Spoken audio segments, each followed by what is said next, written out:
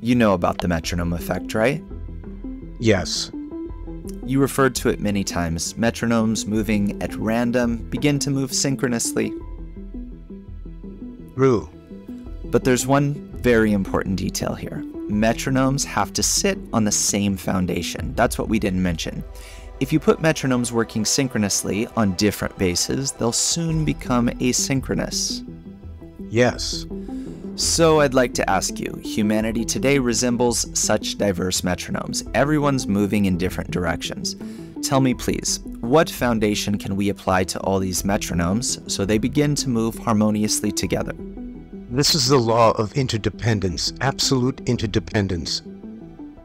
Every person on everyone, and everyone on one another.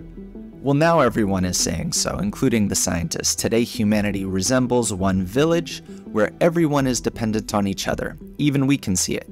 But I don't see an instant consequence that would stop me from selfish actions.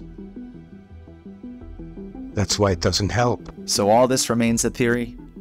Right. Scientists are saying it all the time. Let them talk. What steps should we take? We talk about it all the time. As I try to reach this conclusion for us to come to this law, it's actually a logical law that we're truly interconnected. This is very logical. Yes. If there's a war somewhere, then the whole world suffers. If there's a conflict, everyone suffers. Is it possible to dictatorially clamp down on the world?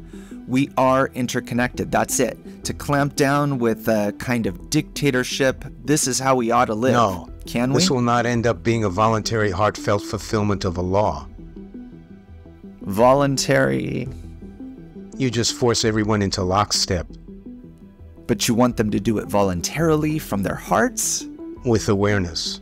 With the realization that we cannot do without it. Yes. Is that so? So when does this realization come? When I can't stand it anymore, then comes the realization? Yes, probably so. Really? The realization is that it is impossible otherwise. That is, we're nearing the fact that we're being led to a dead end. Everything has been leading lately to the fact that we're approaching a dead end, right? Yes, we live in good times. In good times, yes. However, I believe the great Kabbalistic sages said that they would not want to live in this time. Indeed. Really? Do you feel we are living in such times? Well, we are nearing it. It's hard to imagine what will happen next. It will be a drastic self-scrutiny. Do you take what the ancient sages said literally, that we would not want to live in these times? Yes, both literally and figuratively, in every way. That is, difficult times are awaiting us if we don't come to our senses. Yes. And to come to our senses means, as you say, to shift toward love of others? Yes, nothing else. This is the law. It must be executed. Well, I don't even know what to say here. What can you say? We will wait to be forced from above by the Creator's loving hand.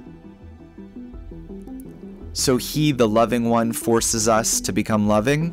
Right. And then everything will come to an end and we will enter a completely different dimension? Yes.